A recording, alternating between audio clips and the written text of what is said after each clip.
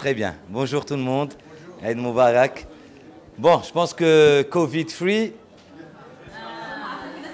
on n'est pas de bons donneurs d'exemple. On est d'accord. Hein?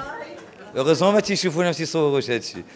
Bon, ceci dit, alors je suis vraiment très content d'être avec vous.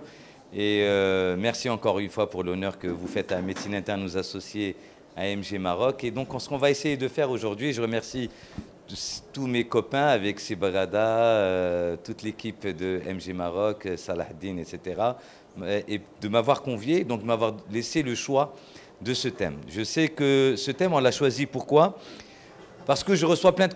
Dans ma consultation, il y a plein de lettres que je reçois sur des anomalies de la lignée blanche, sur des anomalies et d'électrophorèse des protéines. Et je me rends compte que dans 90% des cas, je ne fais pas grand-chose. Et vous allez vous rendre compte, 90% des anomalies de la lignée blanche peuvent être gérées facilement en médecine générale.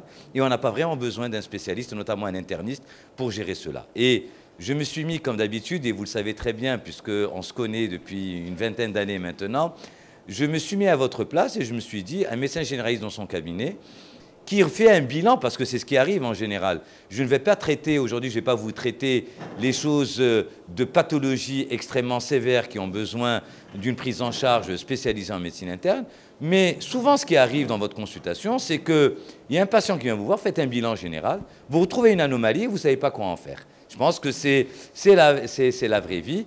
Et un des exemples types, c'est une leucopénie. Vous trouvez une baisse des globules blancs. Et nous, notre hantise, en fin de compte, parce que nous tous, quand on était dans les bancs de la faculté, on nous a enseigné, malheureusement, que chaque fois que vous avez une anomalie de la lignée blanche, attention, leucémie aiguë. Attention, les ganglions. Attention, myélogramme. Et aujourd'hui, ce qu'on va essayer de faire ensemble, je vais essayer de démystifier tout cela. Et vous allez voir que faire un myélogramme, c'est une situation qui est rare. Et avant de la faire, il y a plusieurs étapes qu'il faudrait avancer. Alors, la deuxième partie de mon topo va s'intéresser à l'électrophorèse des protéines. Puisque, alors, je n'ai pas le temps, c'est M. Bagada qui a insisté, je vais le faire quand même en 10 minutes, mais il y a quand même des données importantes qu'on est obligé de connaître. Pourquoi ? Parce que le message que j'ai envie de vous passer, c'est que toute gammapathie n'est pas égale à un myélome multiple. Parce qu'on nous a enseigné également cela, que chaque fois que vous avez une gammapathie, attention, le myélome multiple, les douleurs osseuses, etc., etc. Et vous allez voir que cette situation est extrêmement rare et nous allons y voir. C'est bon, tout le monde est prêt? Alors je reviens il y a 5 ans. Il y a 5 ans, on était à Marrakech, dans ce grand hôtel, dans cette fameuse salle où il y a 800 personnes, où vous avez traité la lecture pratique de l'anémie, de la lignée rouge, si vous vous rappelez. Et on avait traité à travers des cas cliniques. Et je vous avais dit une chose qui est valable pour l'ensemble des anomalies de l'hémogramme, c'est que, et ça c'est vraiment un adage que j'ai envie de vous remettre, chaque fois, et j'espère qu'il n'y a pas... C'est filmé pour que je sache ce que je dois dire. Donc je fais attention à ce que je dis, d'accord. Donc chaque fois que vous avez un hémogramme sans frottis, vous prenez le papier, vous le déchirez et vous le jetez. Ça veut dire quoi? Pourquoi je vous dis ça? Parce que ça veut dire quoi? Ça veut dire que quand on ne fait pas un frottis, c'est que c'est un automate qui a donné un résultat. Ça a été signé, mais que le médecin n'a pas pris le sang, ne l'a pas mis sur une lame, ne l'a pas lu. Et c'est de là que commencent les principales erreurs de diagnostic qui font, en fin de compte, que nous, en médecine interne, on recrute beaucoup de patients et que, en fin de compte, à tort, on déplace des patients. Et donc, ce que je veux vous dire dès le départ, toute anomalie de l'hémogramme, que ça soit la lignée rouge, que ça soit la lignée plaquettaire, que ça soit la lignée blanche, égale frottis jusqu'à preuve du contraire. Donc, votre première étape, c'est d'écrire une numération plus frottis. Et si ça n'a pas été fait, vous réenvoyez le patient pour qu'on fasse le frottis. Et ce n'est qu'à partir du frottis que j'intégrerai mon raisonnement médical. C'est clair? Une fois que j'ai dit ça, on va continuer. Alors, quand on parle d'anomalie de la lignée blanche, vous savez très bien que, et là, quand j'enseignais donc à mes étudiants en deuxième année en sémiologie, on le fait maintenant, j'enseigne la sémiologie hémato. Et dans la sémio-hémato, j'enseigne les globules blancs. Et l'erreur que l'on fait également, la deuxième erreur qu'il ne faudrait pas faire, c'est qu'il ne faut jamais voir les globules blancs seuls. Pourquoi? Parce que vous pouvez avoir des globules blancs normaux, aux dépens avec une anomalie des autres. Un exemple type, vous pouvez avoir 200 lymphocytes, qui est basse, avec des polynucléaires discrètement augmentés, qui vous compensent, et vous allez vous dire que mes globules blancs sont normaux, mon patient n'a aucune anomalie. Je vais vous le montrer dans des cas cliniques. Il fait chaud? Je peux enlever ma veste, ça vous dérange? Allez, bien sûr. Et qu'on est entre amis, c'est bon. Très bien, c'est obligé de mettre une veste. Donc, non, c'est bon. Voilà, on va la mettre ici. Donc, en gros, c'est donc examen, et voilà ce que j'ai mis ici. La lignée blanche, c'est une étude quantitative, oui, mais également qualitative. Et je vais vous le montrer pourquoi. Est-ce que le qualitatif, et je salue mon ami Sebrada, c'est grâce à lui que je suis là, et voilà, c'est quelqu'un que je respecte beaucoup, et voilà, je tenais à le dire. Donc, introduction, frottis systématiquement, comme je vous l'ai dit, systématiquement que vous devez faire. Et regardez ce que j'ai mis, indication large, signe clinique évocateur, bilan général et suivi. Un exemple avant de rentrer dans les cas cliniques, parce que ce topo, je ne l'ai pas fait sous forme de conf, je l'ai fait tout simplement sous forme de cas clinique, et nous allons voir. Un exemple pratique, vous avez un jeune de 30 ans qui vient vous voir, avant de rentrer dans un cas clinique, qui a 40 de température. Il a une CRP à 450. Il a des globules blancs à 30 000, avec des polynucléaires à 25 000. Vous pensez à quoi? Non. Vous avez zéro. J'ai dit en clinique, quand on va direct... D'abord, oubliez la théorie. D'abord, oubliez la théorie. D'abord, on est entre nous. On est entre nous, on va dire, chez les autres. Tu vois, vous êtes des brillants docteurs. Mais en général, quand quelqu'un a 400 de CRP, il a hyperleucocète polynucléaire neutrophile, il a 42 fièvre, vous pensez à leucémie aiguë? Béné ou béné? Ah, vous me rassurez. Heureusement. Ouf. Vous ne pensez pas à la leucémie aiguë? Très bien. Vous pensez à quoi? À l'infection. Quand on est en médecine générale, on fait quoi dans votre cabinet? Attendez. Ce cas, Sebradé me l'a dit, on va faire un cas pratique marocain. Si vous voulez que je vous fasse la théorie, c'est pas ce qu'on... D'abord, le patient marocain dans votre cabinet, quand il vient chez vous, est-ce que vous allez... Qu'est-ce que vous allez lui faire? Très... La lignée rouge. Alors moi, je vous dis, ce patient, il a 12 grammes d'hémoglobine. Il a 190 000 plaquettes. C'est bien ou c'est pas... Frottis. Frottis, il vous dit que les globules blancs, c'est des globules blancs normaux. Donc, infection. Vous faites quoi? On cherche l'infection, on cherche quoi? L'examen ORL, très bien. Très bien. Donc, examen ORL normal. Examen pleuropulmonaire auscultation normale. Il n'y a pas de colique néphrétique, il n'y a pas de brûlure missionnelle, la couleur des urines est normale. L'appendice, examen de l'abdomen, il n'y a pas de douleur à la palpation, est strictement normal. Un abcès rétropéritonéal. Un abcès rétropéritonéal, je palpe partout, il n'est pas gris, il n'a mal nulle part. On recherche une raideur méningée, il n'y a pas de raideur méningée. Prostate, il urine normalement, il n'a pas mal, le toucher rectal est strictement normal. C'est un homme, gynéco, rectal, toucher rectal est normal. L'abscisse, très bien. Donc l'abscisse est normal. J'examine sur un très bon docteur, donc entièrement. Je vais vous répondre, l'examen clinique est strictement normal. Vous faites quoi? Oui. Comment? 40. Hein. Très bien. Donc vous êtes les champions. Moi, je ne sais pas faire ça. Donc, vous avez fait une échographie, et qu'on est d'accord, parce que l'échographie, c'est la poursuite de l'examen clinique. Très bien. L'échographie strictement normale. Abdominopelvienne, que ce soit un homme ou une femme, yallah. Donc, ECBU, très bien. ECBU, alors doucement. Alors, maintenant, on va calmer. Maintenant, c'est moi qui vais donner la parole, d'accord? Alors, on a dit que, très bien, il y a qu'une safrine. Alors, mettez-vous dans le cabinet. ECBU. Madame a demandé l'ECBU. Très bien, on va faire un ECBU. Examen direct tout de suite. Mais le résultat, vous allez l'avoir dans 48 heures. Vous allez attendre 48 heures? Non. Très bien. Donc, on fait une bandelette. Bravo. Strictement normal. Procalcitonine. Très bien. Je la demande. Donc, en fin de compte, vos malades sont tous riches. Ben oui, c'est ce que je vous dis. On n'est plus dans un cabinet, dans un quartier populaire. Donc, on a dit CRP. Je vais vous donner le prix. 210 dirhams. Procalcitonine, 410 dirhams. ECBU, 310 dirhams. On est à 910 dirhams. Échographie et consulte, à 310 dirhams. On est à 1200 dirhams. Vos patients, كاملين تدخلوا 1200. تعطيهم دواء. شحال يبقى لكم د المرضى؟ غادير la radio, زيد 200 dirhams, elle est normale. On est à 1500 dirhams. Alors, elle est normale, madame. Ah. D'abord, bini ou binkum. On va se calmer. Allah yardi alayk. Bini ou binkum. تديروا هادشي كله لفو malade. Ah. Très bien. Alors, d'abord, je roublie. تديروا لفو malade. Monsieur. Monsieur. La fièvre. S'il vous plaît. Monsieur a raison. Monsieur a raison. Il me dit, mais monsieur Hermouche, vous me parlez d'anomalie. Ce monsieur est venu parce qu'il a 40 de température. Voilà le principal. Et pourquoi il est venu vous voir? Alors, madame.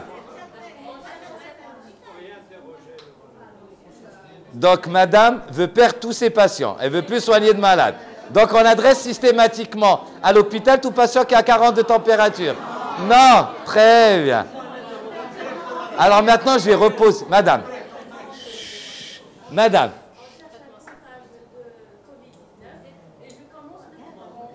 Alors, je cherche un comptage de Covid-19. Très bien. Mais est-ce que le Covid-19 me donne 30 000 globules blancs? Alors, je commence l'antibiothérapie probabiliste. Très bien. Alors, madame, madame veut commencer l'antibiothérapie. Bini ou bin, comme c'est ce que vous aurez fait. Voilà. On demande de c'est bon, on est d'accord. Vous avez raison, madame. Madame, vous commencez quoi comme antibiotique? Très bonne question. Est-ce qu'il a fait un voyage? Voilà. Pourquoi vous me posez cette question? Paludisme. Très bien. Mais est-ce que le paludisme donne une hyperleucocytose?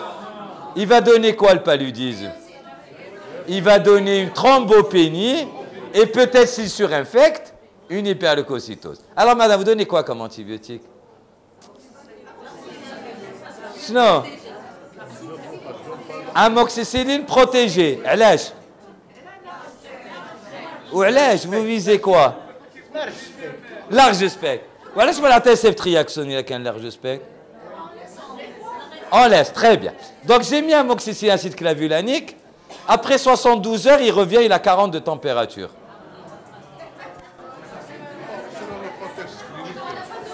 Et je réexamine mon malade, rien. Madame. Non, ils ne toussent pas, rien. Oui, madame.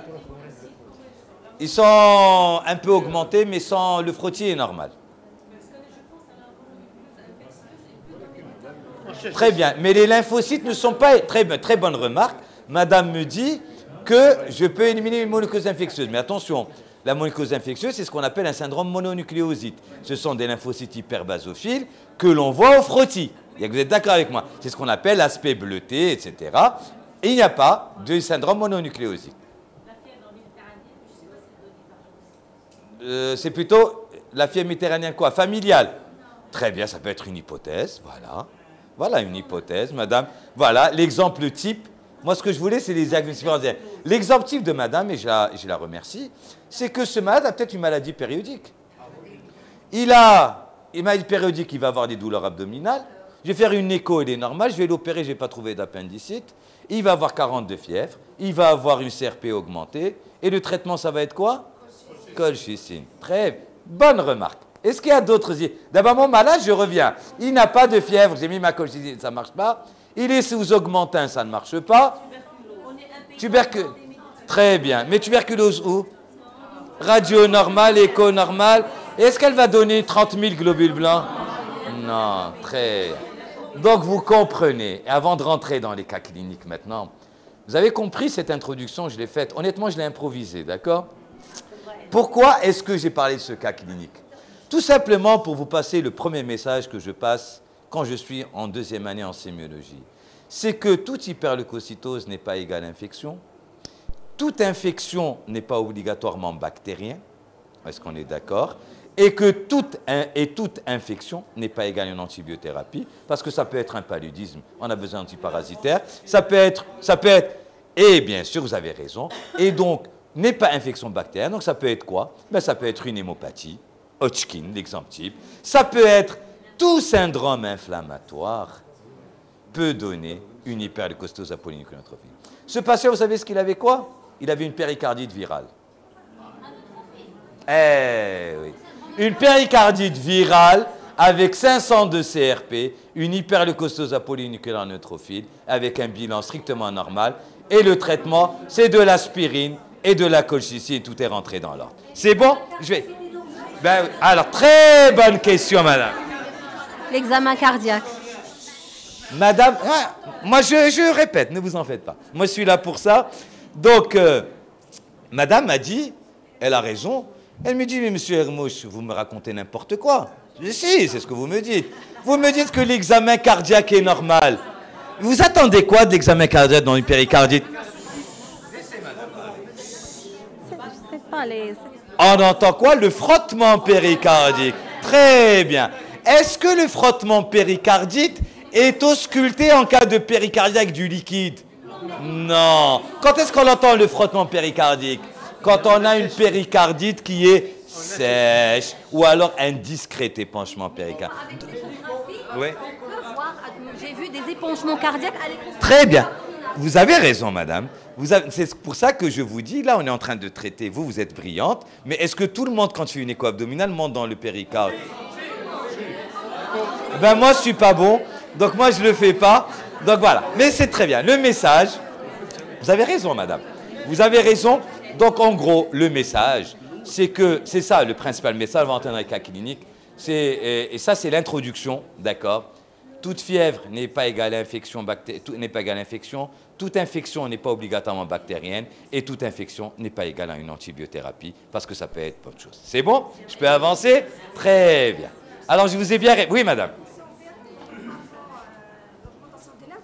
Oui, mais la péricardite, alors retenez une chose, les péricardites virales font monter la CRP au plafond, et le message, j'ai pas le temps, puisque je suis obligé de respecter le temps, donc une CRP augmentée également n'est pas égale à une infection bactérienne. Toute sérite, que ce soit une péricardite ou une pleurésie, peut faire monter la CRP à 400, 500, sans que ce soit une infection bactérienne, et c'est là où, madame, vous avez raison, pour la procalcitonie tout à l'heure. Mais malheureusement, ça devient une constatation de médecine interne. Rappelez-vous, on est aujourd'hui en train de traiter des malades qui viennent, qui n'ont pas trop les moyens dans un cabinet de médecine générale. Si on s'amuse à faire un scanner thoraco-abdominopelvien à tous nos malades et faire le PET scan, etc., ça devient là, ce n'est plus une affaire de cabinet. C'est bon? Alors, premier cas clinique. Est-ce que tout le monde est prêt? Je suis obligé de respecter. C'est vrai que j'aime bien vous laisser, mais je suis obligé de respecter le temps. D'accord? C'est bon? Je peux y aller? C'est bon? Très bien. Alors, madame Aïcha, 43 ans, douleur abdominale. Donc là, il y a un signe clinique. Examen clinique, pas de fièvre. Splénomégalie à 2 travers de doigts. Donc ça, je n'ai pas besoin d'une échographie. Il n'y a qu'à madame. C'est bon. Absence d'autres signes cliniques. Bien sûr, la rate est un organe hématopoïétique, on est d'accord? Donc, chaque fois que j'ai une pneumonie au niveau de la rate, premier examen à faire, c'est une numération formule sanguine. Ma numération, qu'est-ce qu'elle me montre? On va la lire ensemble. J'ai écrit globule rouge à 3,3 millions. J'ai bien fait ou c'est une erreur de ma part? Mais pourquoi je parle des globules rouges? C'est un intérêt ou pas du tout? Alors, madame, est-ce que ça a l'intérêt de voir les globules rouges? Est-ce que vous lisez les globules rouges? Pourquoi? Et pourquoi vous parlez d'anémie sur les globules rouges? Ah! Oui, mais est-ce que la lys, ça donne une anémie. Est-ce que l'anémie, on voit les globules rouges? Je vous rappelle le cours que je vous ai fait il y a 5 ans. On ne parle jamais d'anémie sur le chiffre des globules rouges, sur l'hémoglobine. Le seul intérêt des globules rouges, c'est quoi? C'est au Maroc parce qu'on a la thalassémie. C'est ce qu'on appelle la pseudopolyglobulie microcytaire. Vous avez une hémoglobine basse, VGM-CCMH bas avec des globules rouges qui sont normaux. C'est ce qu'on appelle la pseudoglobulie microcytaire. Donc, ça, c'est juste un rappel par rapport à ce que je dis. Donc, il y a une anémie, 10 grammes 4, on est d'accord.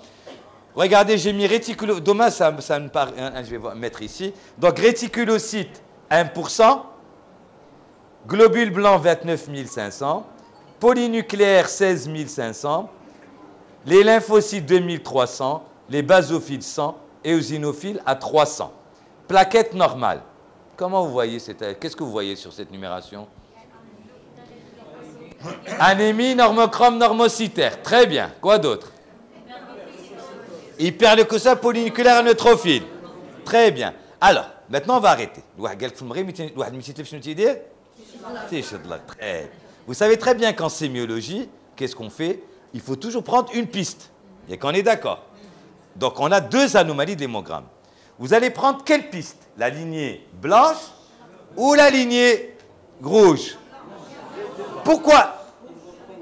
Là, mais si on devait choisir une, qui est-ce qui a la plus grande puissance sémiologique ici?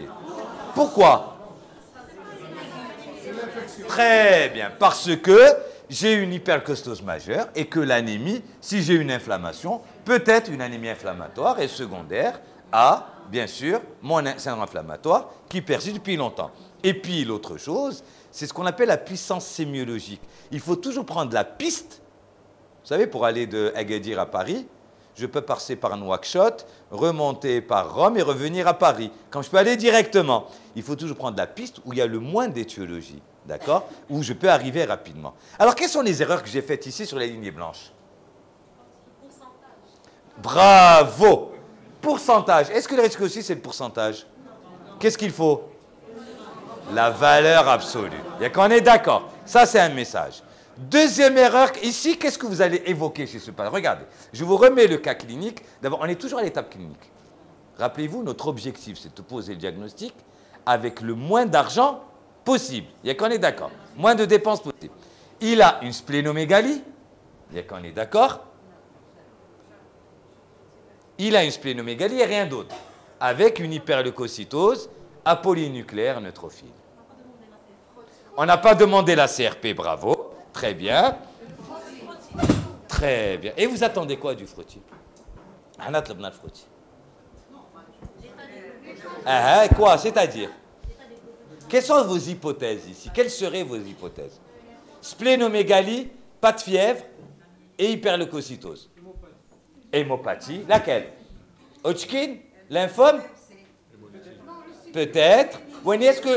Est-ce que leucémie? Aigu? Myéloïde, d'accord. Une hémolyse, une anémie. L'hémolyse peut éventuellement faire monter les globules blancs, mais est-ce que l'hémolyse fait monter les globules blancs à 29 000? Peu probable, possible dans l'absolu, mais peu probable. Quoi d'autre? Qu'est-ce que j'attends du frottis? De toute façon, Gouneb, il faut faire frottis. On va faire. Mais le frottis, j'attends quoi de lui? Les blastes. Pourquoi les blastes? Quelle leucémie? Chronique, aiguë. Aiguë. Les blastes, ce sont des cellules immatures, d'accord, qui témoignent jeunes, qui témoignent de la leucémie aiguë. Donc ça, c'est... Supposez s'il n'y avait pas de blast, j'attends quoi du frottis chez ce patient qui a une hyperleucocystose polynucléaire neutrophile? Quoi d'autre?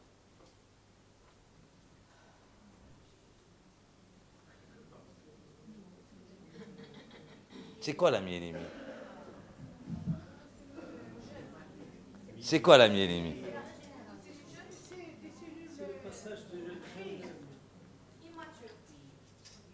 Plus loin? Les blastomas immatures. Qu'est-ce qui diffère? Le passage. Ce sont des cellules intermédiaires. Voilà. Ce sont des cellules intermédiaires qui n'ont pas encore atteint leur maturité. Et la myélophyte, c'est cool, la myélémie. Deux hypothèses. Bravo. Leucémie chronique et infection. Voilà ce qu'il faut retenir.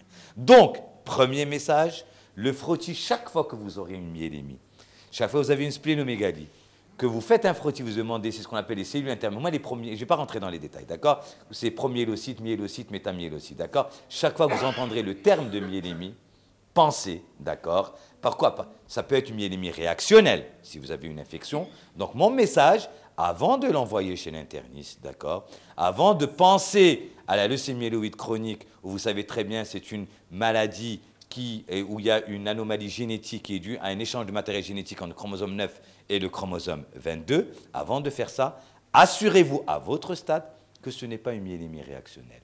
Et quelles sont les myélémies réactionnelles? Ce sont les infections. Très bien. Voilà le message que j'ai envie de passer. Et donc, chez ce patient, c'est une leucémie myéloïde chronique. Mais moi, mon message, chez vous, avant de l'envoyer, voilà ce qu'il faut faire. C'est bon? Est-ce qu'il y a des questions sur ce premier cas clinique? Ça, c'est une myélémie, rien. Là, toi, ton rôle, frottis, il va te répondre myélémie. Toi, ton rôle, c'est d'être sûr qu'il n'y a pas d'infection. S'il n'y a pas d'infection, c'est seulement à ce moment-là que tu vas m'envoyer le patient. Ça fait, c'est clair? Voilà, ça c'est une des étapes où je reçois. Pourquoi j'ai mis ce cas clinique? Parce que je reçois beaucoup de patients pour suspicion de leucémie myéloïde chronique et en fin de compte, c'est une infection. Ça peut être un paludisme, ce patient. Monsieur a raison tout à l'heure. C'est une splénomégalie, retour, qui a surinfecté, d'accord, par du pneumocoque. Il a fait une hyperleucocytose, voilà, etc., etc., etc. C'est bon? Oui, monsieur? Oui.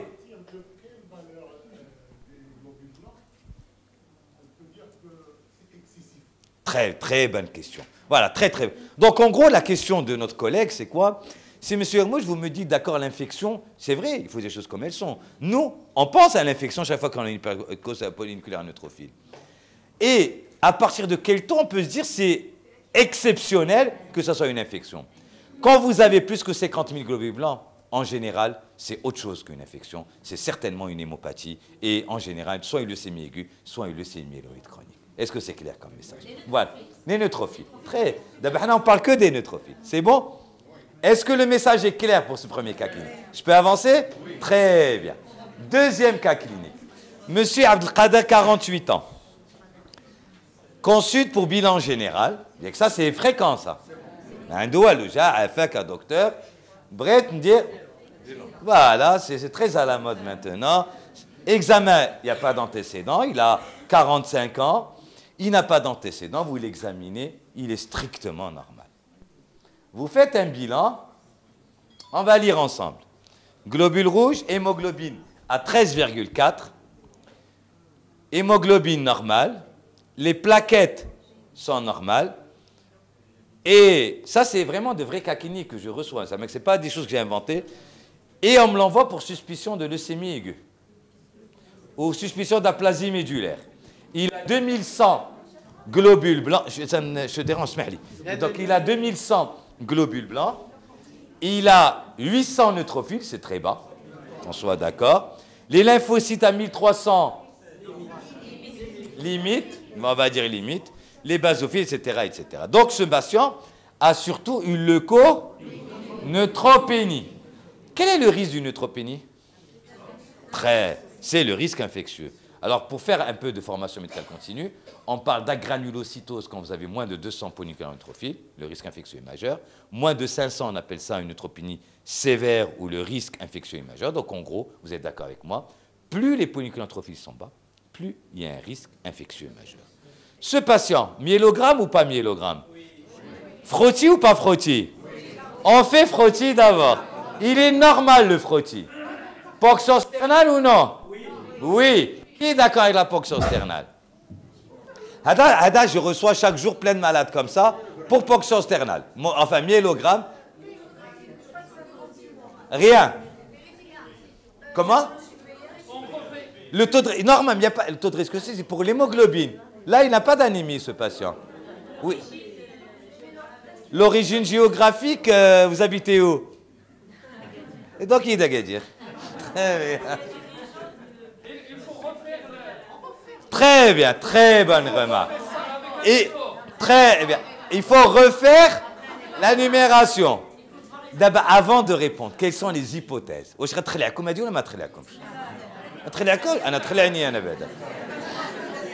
Très bien, oui, monsieur. Très bien, monsieur. Il fume, infection à VIH. Qui est d'accord avec le VIH?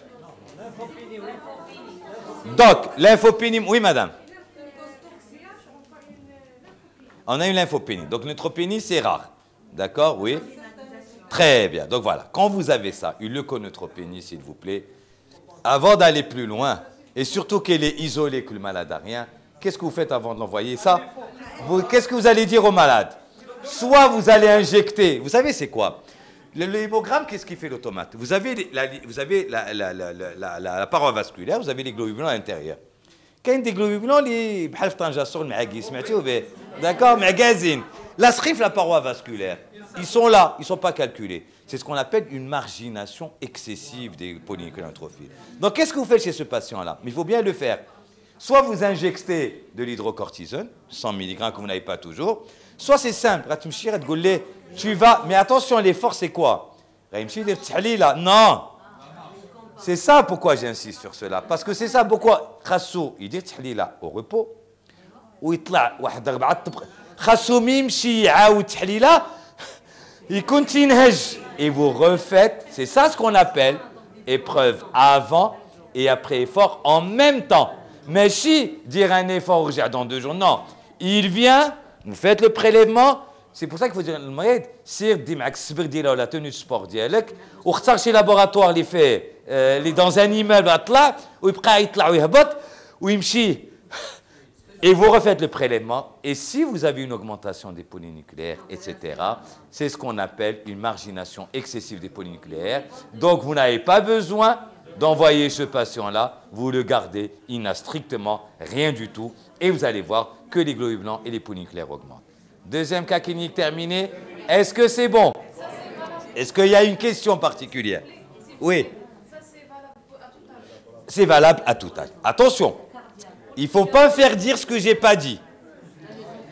Il faut faire cela, on est d'accord, mais il ne faut pas lâcher le malade Jamda Bachar. Parce que ça peut être, il y a ce qu'on appelle des formes aplasiantes de leucémie aiguë. Donc, faire très attention. Donc, on fait ça, c'est normal, je le laisse. S'il disparaît, attention, il ne faut pas lui dire c'est à la khatrek, d'accord? Parce que ça peut être, d'accord? Moi, ce que je vous dis, je suis en train de vous enseigner des choses que vous devez faire et vous allez voir que dans 95% des cas, c'est cette hypothèse, dans 5% des cas, ça peut être une hémopathie, dans une forme aplasiante d'hémopathie. D'accord? Oui, madame. Vaut mieux donner ça. Voilà ce qu'il faut. Pourquoi on n'aime pas beaucoup les corticoïdes? Si là, c'est au laboratoire, c'est au labo et dire l'analyse avant et après effort. Et ça, c'est courant. Il va laboratoire, il va faire avant, il me dit un effort d'XA. Le même laboratoire lui fait le prélèvement et sans injection d'XA. C'est bon? C'est clair? J'avance pour le 3e cas. Je suis vraiment... Oui. Là, j'en ai 2. Là, je dîne en retard. J'ai 35 minutes. Ah ben, c'est combien de temps que je parle? Ah ben, ça fait 17 minutes que je parle. Oui. Dites à 11h, 17 minutes. Là, on dit 35 minutes. Monsieur Anash, vous dites à 11h. Yallah, on va faire. C'est de leur faute, c'est pas moi. Alors, on va faire vite. On va faire vite. Allez, on va faire en 10 minutes, d'accord? Alors, madame, 78 ans, diabète depuis 10 ans, épisode de dépression nerveuse, asthme récent. Est-ce que c'est normal? Moi, je vais aller faire vite parce que... Est-ce que c'est normal d'avoir un asthme à 78 ans? Non. Retenez ça. Chaque fois que vous avez un asthme tardif, il y a des maladies qu'on ne connaît pas, qu'on oublie, parce que tout simplement, on n'y pense pas. Retenez le mot-clé, asthme tardif. Au-delà de 40 ans, ce n'est pas normal d'avoir un asthme. D'accord? Alors, ils consultent pour asthénie, etc., etc. Vous faites un bilan, vous trouvez ces petites taches. C'est un purpure. Très bien, on est d'accord. Bon, ils ne veulent pas que je vais aller rapidement. Alors, regardez cette numération formule sanguine. Il a hémoglobine normale, plaquettes. 380. Ouais, plaquettes normales. Polynucléaires, globules blancs normaux ou non? Oui. Polynucléaires normaux ou non? Lymphocytes. Polynucléaires eosinophiles. C'est secondaire à quoi ces eosinophiles augmentés? Très bien. Donc c'est de l'asthme qui est responsable de cela. Est-ce qu'on est d'accord? Donc quand vous avez une hyperosinophilie à 670, c'est un sujet d'un certain âge. Qui est asthmatique, vous allez dire quoi? Attendez, comme traitement. Vous allez plus loin ou là vous dites c'est l'asthme? C'est l'asthme. Message, faites très attention. Chaque fois que vous avez une hyperéosinophilie avec un asthme tardif, ce n'est pas l'asthme qui est responsable de l'hyperéosinophilie. On oublie une maladie très particulière qui est fréquente, c'est ce qu'on appelle les vascularites. Et le sujet âgé dit, mais tout le monde passe à côté. Hyperéosinophilie avec asthme tardif égale vascularite. Et ça, on l'oublie toujours et peu de gens connaissent cela. Voilà, c'est le message que j'ai envie que vous reteniez avant de passer au dernier cas clinique qui est plus... D'accord, retenez, voilà le message. Donc, l'asthme, c'est un sujet de 15 ans, ou alors une allergie, c'est un sujet de 15 ans, etc. Il n'y a pas de souci. Mais quelqu'un qui a 50 ans, 60 ans, qui n'avait rien, qui fait brutalement cela, il faut toujours se poser la question des vascularites. Et pourquoi j'en parle? Parce que c'est des malades qui atterrissent chez moi en insuffisance rénale, qui atterrissent chez moi en dialyse. Pourquoi? Parce qu'on passe à côté du diagnostic. Et ce, d'autant plus que c'est des gens qu'on met sous corticoïdes. Et donc, on décapite sur le long terme et ça devient une catastrophe jusqu'à ce qu'ils meurent. Voilà pourquoi je voulais vous sensibiliser sur cela. Alors, dernier cas clinique qui vous intéresse, homme de 18 ans, 7 jours, très altéré, fébrile, douleur musculaire, il a un syndrome bronchique, madame, qui parlait de tout à l'heure. Alors, regardez ce qu'il a au niveau de sa numération. Il a une hyperleucocytose, apolynucléaire, une discrète anémie. Il a combien de lymphocytes? Et il a combien d'éosinophiles? Est-ce que ça existe zéro d'éosinophiles? Quand est-ce qu'on voit zéro d'éosinophiles? Est-ce que c'est normal d'avoir zéro? On a toujours un peu. Message, chaque fois que vous avez zéro éosinophile, ça témoigne d'un sepsis sévère. Donc, l'éosinopénie, égale sepsis sévère. Retenez bien ça. Tout éosinopénie. D'accord? Dis-moi, l'éosinophilie, on oublie l'éosinopénie. Alors, d'autres en plus, ce patient, il a des lymphocytes qui sont comment? Qui sont bas. On est d'accord. Vous évoquez quoi? Covid? Alors, regardez ce malade. Il a une CRP à 200. Radiographie pleuropulmonaire, il a une pleuropneumopathie. J'élimine une tuberculose parce qu'on est au Maroc. Sérologie HIV positive. D'accord? Donc, le message, c'est que les étiologies des lymphopénies, ce n'est pas uniquement le VIH. Parce que ce malade-là, il faut penser au VIH, on est d'accord. Mais ce malade aurait eu une sérologie VIH négative. Attention, la tuberculose, contrairement à ce que l'on pense, ça donne des lymphopénies majeures, qu'on oublie souvent. Les maladies auto-immunes, et puis monsieur qui a parlé tout à l'heure des hémopathies, vous avez strictement raison. Et chez le sujet âgé, bien sûr, c'est un signe de dénutrition. Voilà. Est-ce que vous voulez qu'on parle EPP ou la stop? Deux diapos. ندير deux diapos. والله تقمعوني. دخلوني en retard. وعندي 35 minutes et 20 minutes سكت. Hein? Monsieur Bagada, je vais utiliser mon amitié avec ces Bagada pour... alors, vraiment rapide. Hein. Voilà, je vais pas y aller... Juste pour vous mettre... Alors, pourquoi? Le message que j'ai envie de vous passer, c'est quoi? C'est que souvent, je reçois... Et ça, c'est... je ne vais pas vous apprendre à faire toute l'électrophorèse des protéines. Mais chaque fois, le message que je reçois, chaque fois que je suis en consultation, on m'envoie des patients pour suspicion de myélome chaque fois qu'ils ont des gamma-globulines augmentées. Il y a quelque chose, chaque fois que vous avez fait une électrophorèse, vous avez des gamma-globulines augmentées, on pense à l'hémopathie maligne, qui est grave, myélome multiple. Le message, c'est que je vais vous montrer que ce n'est pas toujours vrai et que peut m'apporter un EPP dans mon raisonnement. Alors j'oublie, bon là je vais passer. Voilà un EPP normal, retenez ça. L'EPP, voilà comment c'est la courbe. Avec l'albumine, avec un pic étroit, alpha 1, alpha 2, bêta, les gamma-globules. Retenez cette courbe, comment elle est. Ça, c'est une courbe normale. C'est pour ça, pourquoi je vous montre la courbe? Parce que analyser l'électrophorèse des protéines, et l'erreur que font les docteurs, c'est qu'ils voient les valeurs. Et le labo, les valeurs, moi, je m'en tape. L'électrophorèse des protéines, j'analyse la courbe. J'en ai rien à foutre des valeurs. Les valeurs, ça vient après. Si je chauffe la courbe, je nous fais A, je chauffe les valeurs. Est-ce que c'est clair? Donc, est-ce que vous avez capturé cet écran? Il n'y a que si vous commencez. Ça, c'est l'albumine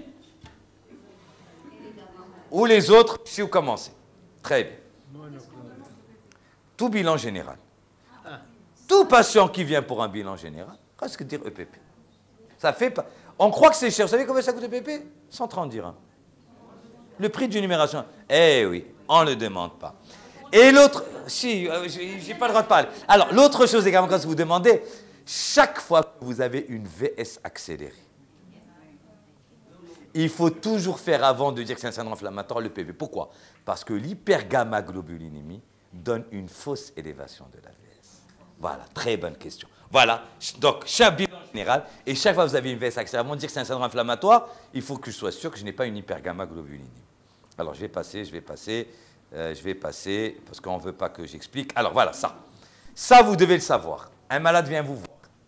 Il est asthénique, altéré. Un des transaminases augmentées. Vous faites un bilan général électrophorèse. Ça, c'est ce qu'on appelle un bloc bêta-gamma.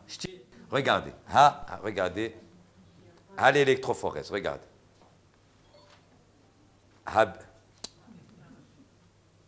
Bêta ou gamma. متجمع بيتا مع gamma. Regardez. C'est ce qu'on appelle un bloc bêta-gamma, c'est une hépatopathie. Maladie du foie. Première chose simple. Ça donne une hypergamma. C'est pour ça que je vous dis qu'il faut voir la courbe, il ne faut pas voir que la valeur. Donc les gamma-globulines talines, où elle est liée à, regardez, c'est un bloc, petite classe bêta avec gamma, et c'est augmenté en DOM, c'est toujours une hépatopathie.